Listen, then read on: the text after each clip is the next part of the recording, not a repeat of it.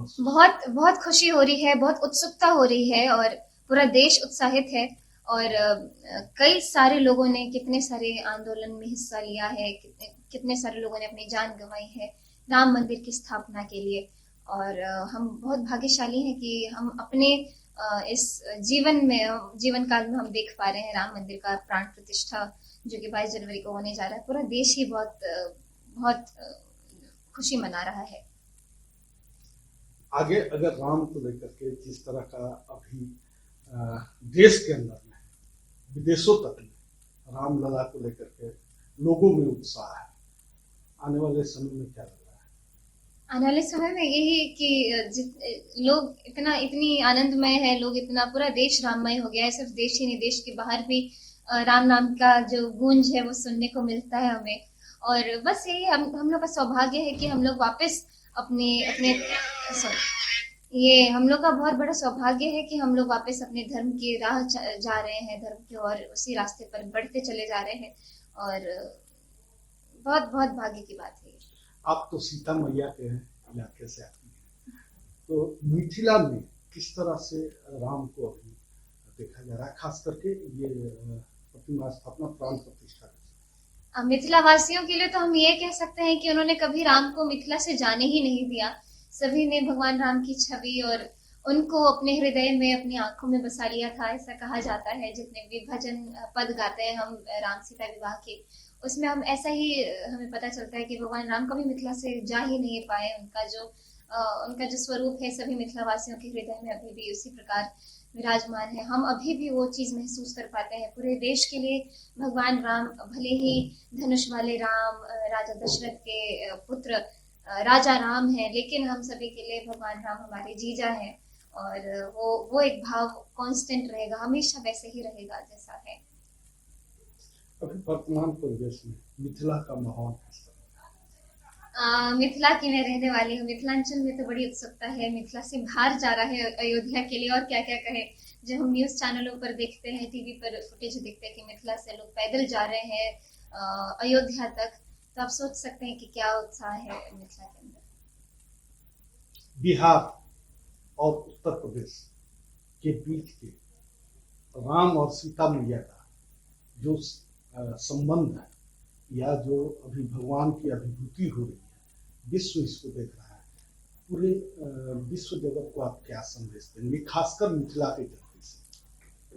यही कि सभी ऐसे ही उत्साह मनाते रहिए, क्योंकि ये बहुत ही बड़ा दिन होने वाला है 22 जनवरी। और पूरा भारत एक बार फिर से दिवाली मनाने जा रहा है, भगवान राम का स्वागत करने जा रहा है।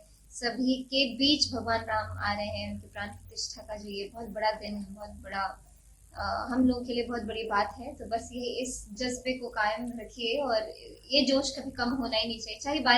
चाहे 22 जनवरी वाला दिन बीत जाए या फिर ये साल बीत जाए, लेकिन वो जो मन में हमारे जो भगवान राम के प्रति जो स्नेह, जो अब हम लोग एकदम से ये लहर देख पा रहे हैं, ये कभी थमे ना, हमेशा ऐसी बरकरार रहे।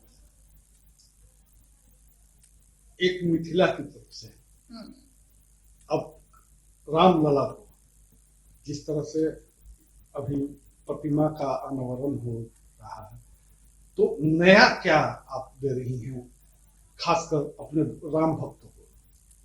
मैं लगातार मैं, ऐसा नहीं है कि अभी राम मंदिर का जिक्र छिड़ा है और राम मंदिर की बात हो रही है तभी मैं राम भजन गा रही हूँ, ऐसा नहीं है। मुझे लगता है मैं जब से पैदा हुई हूँ, जब से मैं बड़ी हुई हूँ, मतलब बोलने की समझ आई है, सुनने की समझ आई है, सीखने की समझ आई है, मैं तभी से राम भजनों को लगातार गाए जा रही हूँ, सुनते जा रही हूँ, रामचरितमानस का पाठ लगातार करते आ रही हूँ।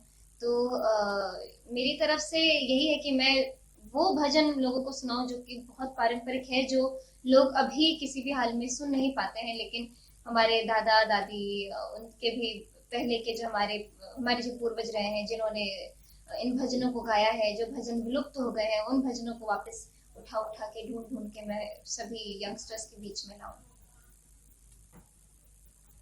सीता मैया की नगरी से कहा जाता है कि रामलला को लेकर के एक पारंपरिक गीत आप लोगों द्वारा गाया जाता है, तो कौन सा पारंपरिक गीत है? बिल्कुल।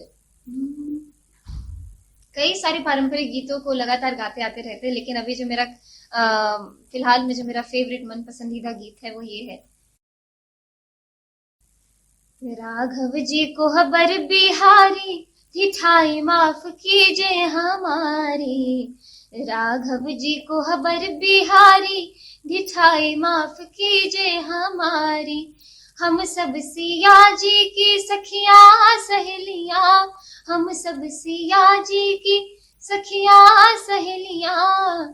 कोई सरहज कोई सारी, ठिठाई माफ कीजिए हमारी। राघव जी को खबर बिहारी, ठिठाई माफ कीजिए हमारी।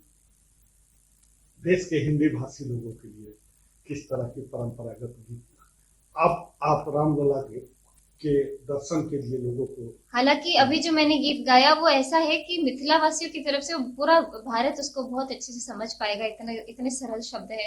लेकिन मैं कुछ और सुनाती हूँ आपको।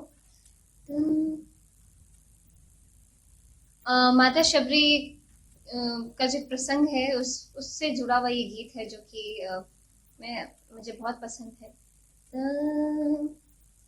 शबरी सवार रास्ता आएंगे राम जी,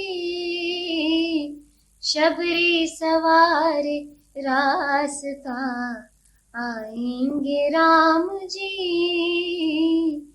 शबरी सवार रास्ता आएंगे राम जी, शबरी सवार रास्ता आएंगे राम जी। मेरा भी धन्य जीवन, मेरा भी धन्य जीवन बनाएंगे राम जी। शबरी सवार रास्ता आएंगे राम जी। रामलला को लेकर के एक ये अंतिम सवाल, रामलला को लेकर के क्या संदेश आप खासकर सनातन संस्कृति से जुड़े लोगों को? ये तो बहुत ही ऐसा हो जाएगा कि छोटी मुंह बड़ी बात हो जाएगी, क्योंकि पूरे देश भर में जिस प्रकार लोग अपने आप जो ये उत्साह अपने अंदर महसूस कर पा रहे हैं, ये जो अनुभव जो कर पा रहे हैं, तो मैं तो कोई होती नहीं हूँ बोलने के लिए, लेकिन हाँ, मन में हमारे राम अभी से नहीं, बहुत पहले से ही हम लोग भगवान राम को पूजते आ रहे हैं। लेकिन खुशी मुझे इस बात को देख के हो रही है कि अभी बच्चा बच्चा भी भगवान राम के नाम को बहुत जोश के साथ लेता है और एक अलग ही ऊर्जा महसूस कर पाता है।